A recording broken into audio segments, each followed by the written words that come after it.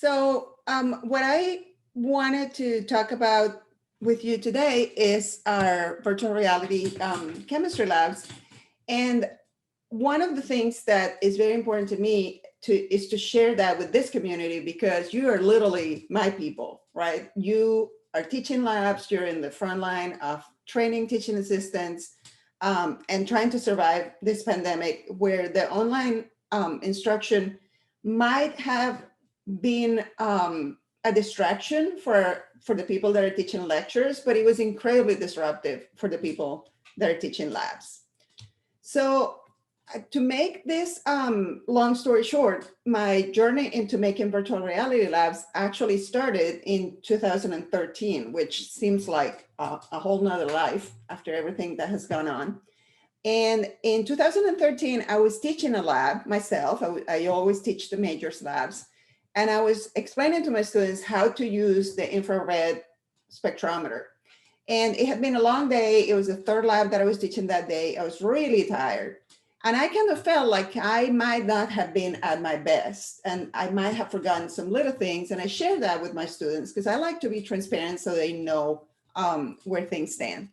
And one of my students, who shall remain nameless, but has been published a couple times since then, rolled her eyes to the back of her head and informed me that if I was going to have this kind of problems, maybe I should make a YouTube tutorial.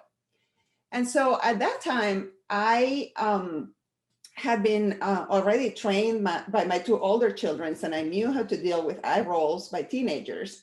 And I capitalized on that. And I said, why don't you help me to make a YouTube tutorial? And then we can all learn from this experience. And that's how this project got started. So this project has been led by students from the beginning. Students are at the core of it. We started it with a social media survey, spent that summer working on our first video. And that first video, which it was called Infrared Spectroscopy, was very well received. Based on the social media survey, we knew that students just wanted to see the facts, just show me how to use the IR, no frills, no music, no jokes. It was made and narrated by students, and within its first semester, it had 1,000 views, and the students loved it. So we figured out that we were onto something there, and we actually tested to see if there were any measurable gains in student outcomes when using this training video, as opposed to a TA explaining to the students how to use the infrared spectrometer. And it turns out that there was, in certain areas of the lab, having video instructor turned out to be superior to having TA instructor, and in some cases significantly so. For example, when it comes time to select the kind of software that we will use in this experiment, or the correct set of commands that we should use in this experiment, the video instructor was superior even to our best TA. And that was a good starting point for us, because it really empowered us to try to do more of this and to try to produce more videos using students as producers and actors. So we took some learning things from the first video. For example, having a script before we even start thinking about shooting the video, formatting, and some aesthetic details. We got some funding, and then we created a series of videos, which is called SMART, student-made audiovisuals reinforcing techniques. And we, at that point, created a YouTube channel to house all the videos that we use for our organic chemistry labs. So up until this point, it was very much an in-house operation. Our aim was to produce videos for our students, made by our students. And we did so in a way that was very collaborative. So these are all the students that have made videos with us. So A through U here are the different students that have participated in this project. And the lines show you collaborations between two different students to work on a video. And as you can see, the student who started this project, this was Miss Iroll back in 2013, was connected with us as late as 2016, still making videos and still helping our students to make videos. Some of these collaborations are very tight. The thicker the line, the more shared collaborations between those students. And as you can see, the collaborations go on through time, and they have a rippling effect in that many times the same student comes to the rescue to help other students to learn how to do things in the video sphere. So this is how we got started. This is how we got our feet wet by making these instructional videos. And then in 2017, we had some money, some funding, and we asked ourselves, well, what comes next, right? And to us, the answer was to make virtual reality lab experiences because we had the expertise in-house to do it. Now, you can't just make virtual reality lab experiences because they're cool. You have to have some learning objectives, and you have to have a target population. And at that time, may I remind you, 2017 was way before the pandemic. At that time, our motivation was accessibility concerns for students who couldn't be in a lab. For example, pregnant students. Now, pregnant students may not seem like a big population for a small lab program, but I have over 3,500 students a year, and there have been semesters when I've had 12 pregnant students taking lab. That's a whole lab section that is composed of pregnant women who literally are not allowed by their doctor's orders to be in the organic chemistry lab. We also have a lot of deployed military students. We are the closest four-year university to Fort Bragg, which is the largest military base in the world. So we have a lot of military students who get deployed in the middle of the semester and just disappear from our rosters without finishing their courses. So we needed something portable that they could take with them. And we also have a lot of visually impaired students who really struggle with some lab tasks because they can't get close enough to the action to view it comfortably. Okay, so those were our three main populations that we postulated that this work was going to be useful to. And so we tried to go from smart videos to virtual reality organic chemistry labs. And our tagline at that time when we proposed that project was solving for the future of lab-based education for online learners. And a lot of people at that time told us that that was pie in the sky because labs would never be offered online, and we would never find enough online learners that wanted to take the lab in this mode so we could have proof of concept that this was working. So we laugh at that now, but in 2017, that was a real concern. We will never find enough people that want to take the lab online. So we tried to go into exploring how immersive tech could help us to solve for limited resources that were available back then for lab-based learning. We also tried to reduce the lab-based experiences to minimize time, potentially opening resources for more labs and making those labs accessible for different populations. So we wanted to create those experiences, provide access for students that may be unable to get to a lab, and do so by being wholly informed by learning objectives all the way through and sourcing our content from students and TAs. So the idea here was never that I was going to stand somewhere and somebody was going to record me teaching a lab. The idea was always that we were going to source that content from students and TAs who were actually involved in the labs that semester and work on creating a viable product from there.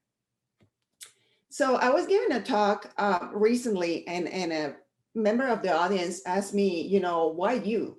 Why did you do this? How does a middle-aged woman figure out how to do all this technical stuff? And I think he was trying to be insulting, but my mom used to say that I'm too stupid to feel insulted. I took it as a compliment, right?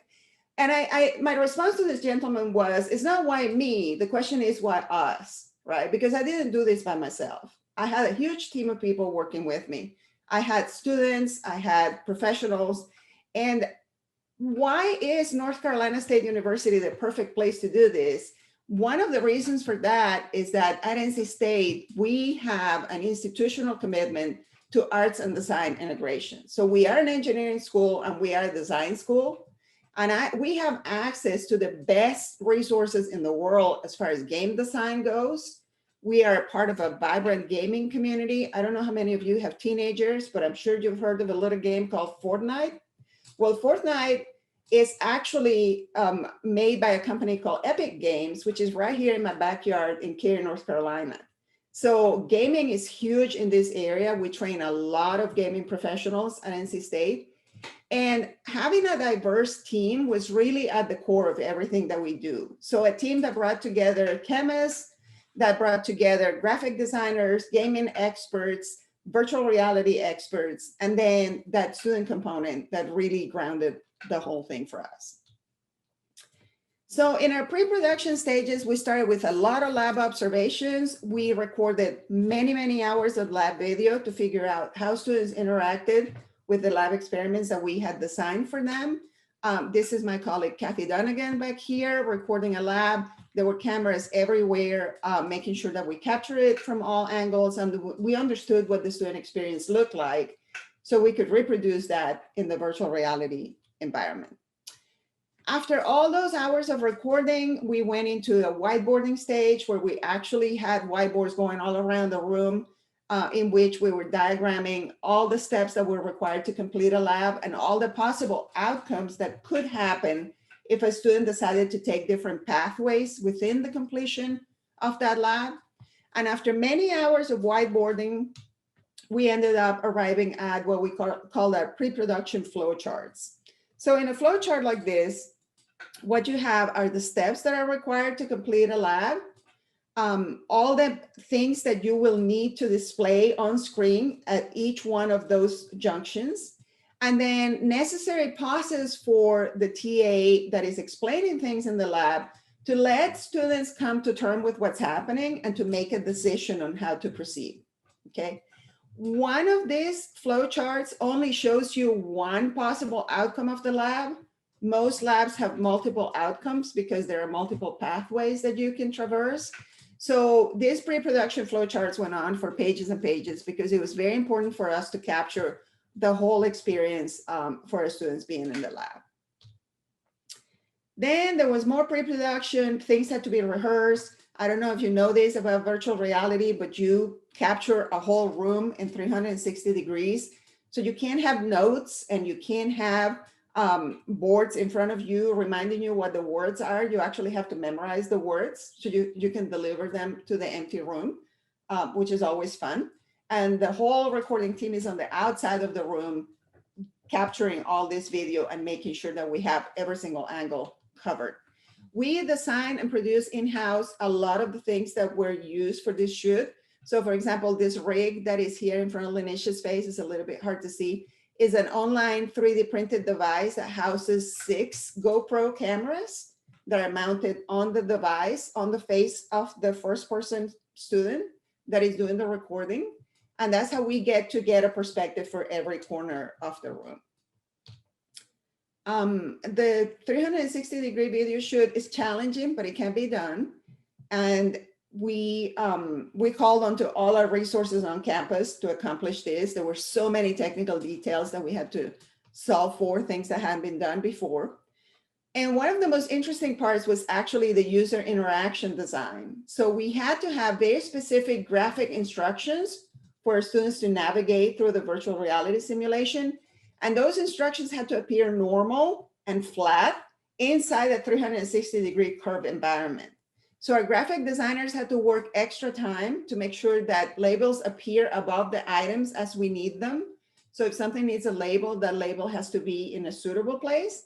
And that label must appear flat, which is a real challenge when all the video that you're shooting is curved video. So this is what our raw video looks like. And this is what our whiteboard looks like inside that curved video. And then you have to solve for making that flat inside the virtual reality simulation. There's gaming engines that help you to do that. And we had access to the top gaming engine in the world. Unreal Engine was the engine that we used to power most of our simulations. But within those, we had to engineer a lot of flattening software controls so that when you're in the simulation, a whiteboard looks like a whiteboard, and a flat screen on a computer looks like a flat screen on a computer instead of looking like a curved surface, which is what the raw video would give you. The interactive development piece went on forever. I could talk about how to use these engines for days on end, but you all don't need me to do that. Just rest assured that we tried every possible outcome for each one of the labs that we produced. And for each one of them, the TA had to be able to redirect the student if the student made a non-productive choice. So a non-productive choice is what in the real world we would call a mistake or something wrong. And every time that something went wrong, the TA has to redirect the student to make a better choice so that the student can complete the lab experience. Project management was an absolute nightmare, but it worked. We delivered everything on track and within the time frame that we had set up for ourselves. It was a very ambitious time frame. We wanted to be done by 2019 without knowing how prescient that was going to be because 2020 was in the horizon. So this is what you would experience if you would come to one of our videos, and I'll give you the link so you all can experience one of them. We require you to work the same way that a lab student would work. So you're going to be wearing a lab coat, you're going to be wearing safety glasses. If you don't put on your safety glasses, you cannot continue the simulation. And every step of the way, we're going to require assurance that you're participating and that you're engaging. So there will be questions that need to be answered, and there will be buttons that need to be pressed. This is not a video that you sit down and watch. This is an interactive experience. In the summer of 2018, we actually piloted this with a small group of students. And to our delight, we realized that teaching the lab, the infrared spectroscopy lab in person or in virtual reality is indistinguishable in terms of student outcomes. When we gave students the same assessments for both the in-person lab and the virtual reality lab, the outcomes were the same. However, the virtual reality experience might have been more memorable than a face-to-face lab because in terms of long-term recall, the students that viewed the lab in virtual reality were able to answer questions about it 6 months after they had completed the lab, which is unusual because most students forget a lot of the lab stuff that they do within a couple of weeks. So it was a memorable experience, and we knew at this point that it was comparable to an in-person experience. And our student testimonials let us know that students were very happy with this. They said that the virtual environments had functioning abilities to give them the same information as a real class would. And more important than anything, some minority students started to show up in those tests that we were doing and in those surveys that we were doing and telling us that they had never had a teaching assistant talk to them for such a long time, which was an unexpected outcome because we thought that we were training our TAs with all the latest in diversity and inclusion, but it turns out that our TAs were still imbued with a lot of biases that were showing up in this regard. So it was very important for us to realize that the diversity of the team was paying off and that underrepresented minority students were appreciating that investment. We started to offer this on very limited release in the summer and fall of 2019. Our department put all kinds of limitations on who could take this lab because they didn't want students to abuse the privilege of taking an online lab. So we were limited to 10 students per semester. And then came the COVID-19 disruption. So very suddenly, we started to realize that the only way that we were going to survive the spring semester of 2020 was to actually switch everybody to this virtual reality labs. Just to give you an idea of how confusing things were, this is a message that we got from our chancellor, which is like the president of our university, right? Protect the pack. We are the wolf pack. That's our trademark. Insert short message here. So apparently he forgot to insert the short message. So that's the degree of confusion that we were living in, right? People forgot the messages that they were supposed to send us all the way from the top. There was, at that point, when the COVID-19 disruption was already underway is when most people were trying to create contingency plans, but we were able to actually switch to our online labs in one day, even with tremendous LMS difficulties, and function that way. After this, we shared with others. We realized that we had something that other people might want to use or might be useful to others that were experiencing the same problem. March 12, 2020, we actually share our links to our website online so that everybody could take advantage of this if they wanted to. And shortly after, our TAs and students have figured out the new situation and were turning in their work on time. Our colleagues were actually starting to go from, it's impossible to teach organic labs online and nobody should even try to do it, to you need to give us all the labs that you have right now, and also you must provide us with free tech support. So I went from being a living a very quiet lab life that was very well organized, to living an online life that was really, really hectic because everybody needed help at the same time. There's a long list of other institutions that are using our labs. At last count, there were 47 of them.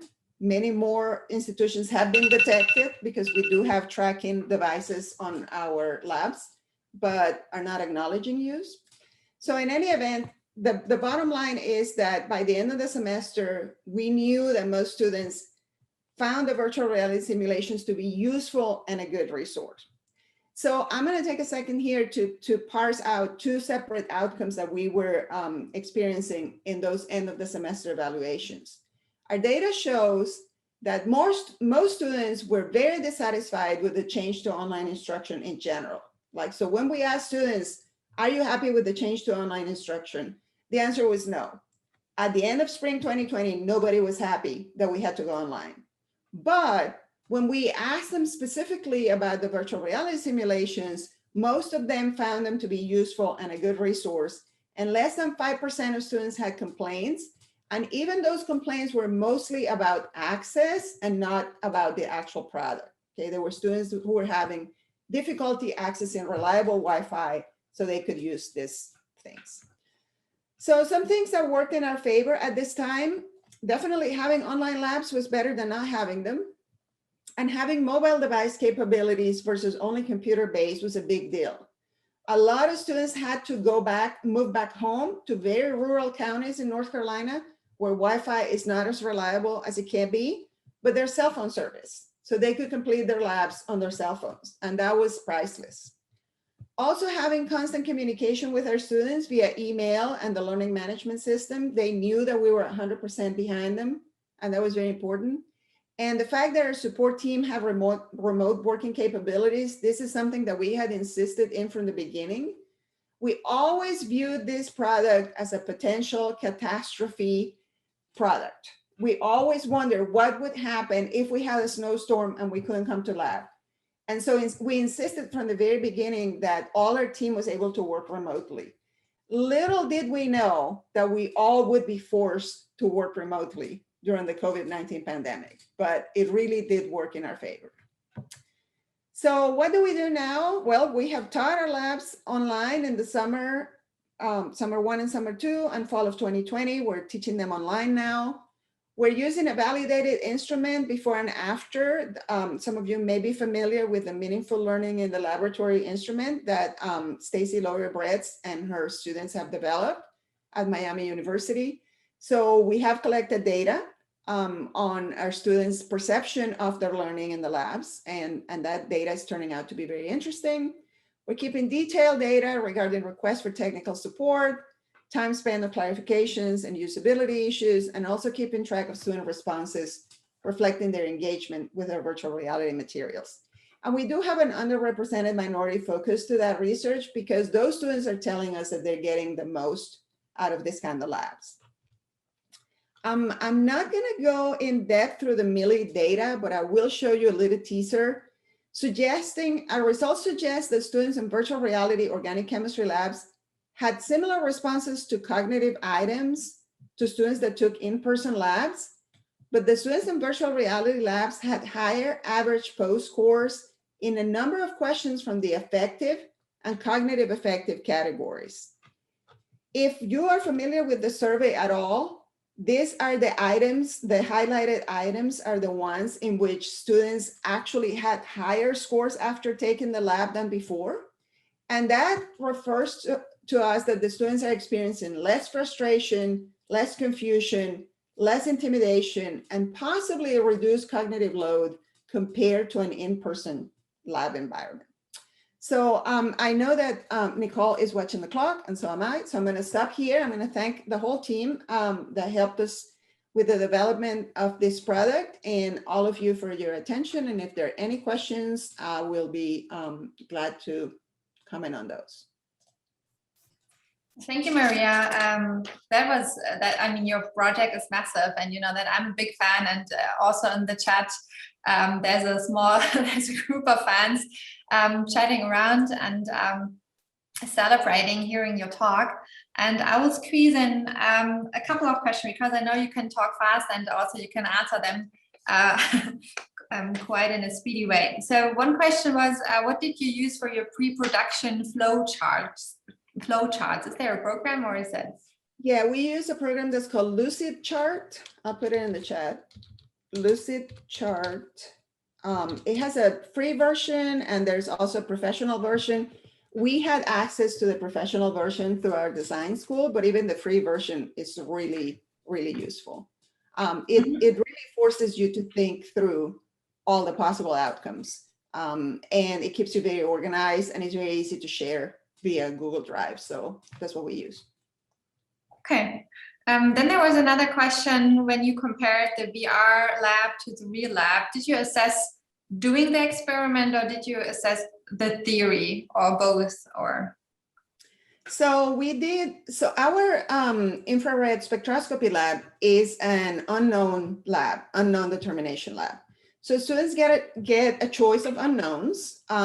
In real life, we have 12 different unknowns. In the virtual reality environment, we have 4 different unknowns. They get to choose one, and then they have to determine what is the compound that they have based only on the infrared spectrum. They get to choose from a limited list of compounds, right? So it's doable. So we assess them immediately after the simulation. They were assessed on their ability to identify their unknown. And then we asked them several questions about their thinking process. How did they arrive at their answer? What were the tools that they used? So, and the questions were the same for the in-person lab as they were for the virtual reality lab. So both groups had the same questions. Yes, there were, I see that you has a question. Did we provide them a formula? Yes, we did. We provided them with a list of choices and they were provided with the formulas for all of the possible choices. And then they were guided through the process of eliminating what can it be, right? So for example, there's 2 alcohols that are possibilities. One of them is aromatic, the other one is aliphatic. So they had to decide which one do I possibly have. So the assessment was based on, did they correctly identify their unknown, and did they correctly explain, what were did they identify the steps in their thinking process that led them to that decision. So regarding the question that you has in the chat about can they do the experiment afterwards, we did test them on that. So the following week, as the students came into the lab, they were asked to take an infrared spectrum. That was the first thing that we asked them to do. And all of them were able to do it. And the ones, it was very interesting because not only were they able to do it, they went back to their labs telling all the students that were not involved in the virtual reality project how cool it was that they had learned in virtual reality, and could we please share the link so their friends could see it too. So not only are they able to do it, they are very eager to share with others. So the motivation aspect here cannot be overemphasized. They were hyped that they had been part of that learning experience. So that was very helpful to us to find that. Okay, thank you. So when do we experience VR with a sensoric or haptic experience? Is that in the plan? Yeah, we do have plans for that. So in parallel with developing the virtual reality labs, we were also working on a little app to do Lewis structures. So I've always felt that when students get to organic chemistry, they forgot everything about Lewis structures. And I always wanted to have some sort of little reminder app that they could work through. And we learned about haptics while developing that, because it's a phone app. And if you get things right, you get celebratory haptics. And if you don't get things right, you get little vibrations that let you know you're not on the right track. So what we need now is funding to put the 2 things together, to put the virtual reality and the haptics together, which would be super easy if you use your phone as your medium, right? So that we can actually combine the 2 things. And another thing that we're experimenting with beyond haptics is sonorization, which I feel is the next frontier. We're past haptics. Gaming is beyond haptics. So education is not, but gaming is. So we're catching up, right? That's what the technology does. Sonarization is using sound to guide your thinking, right? So in video games, a lot of times we use sound to show you that, to help your depth perception, or to let you know that you have an enemy on your right side versus your left side. Sonarization can guide a student through a simulation in a way that is not possible without sound, right? So for example, knowing where the instrument is it on my right or my left? And making sure that I'm injecting samples in the correct way because there is sound that goes with it. To us, that is the next frontier. That's what we're working on.